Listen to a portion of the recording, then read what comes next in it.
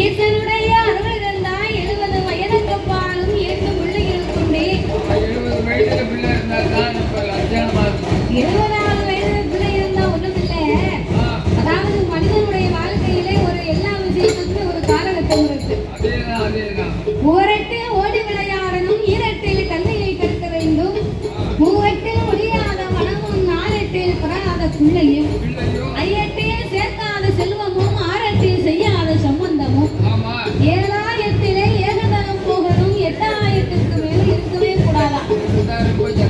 இருந்தோம்னா ரொம்ப நமக்கு சுத்தமா மதிப்பு இருக்காது. யாருக்கும் துன்பம் இல்லாம, யாருக்கும் இடைஞ்சல் இல்லாம இருக்க வரைக்கும் தான் நமக்கு மதிப்பு. என்னைக்கு நம்மளை பார்த்துக் கொள்ளக்கூடிய நாள் அந்த நிலைமை நமக்கு வருதோ அதையோட நம்மளை சீன தூர போட்டுவாங்க. அதனால நமக்கு பலம் இருக்க வரைக்கும் நம்ம அவங்களோட இருந்தா போதும். அதனால அம்மா நாகக்கண்ணி, நீ ஒண்ணும் கவலைப்படாதடி. இறைவனே நம்மளுக்கு எப்போது வரத்தை வைத்திருக்கிறாரோ நமக்கு அப்போது கொடுப்பார். ஏண்டா ஆட்சி தேர்ச்சி ஆளுதலில் சொல்லும் போது அந்த நாகக்கண்ணி எனப்பட்டு பண்ணக்கூடியாள் அவள் கணவனிடம் சொல்லுகின்றாள், எங்க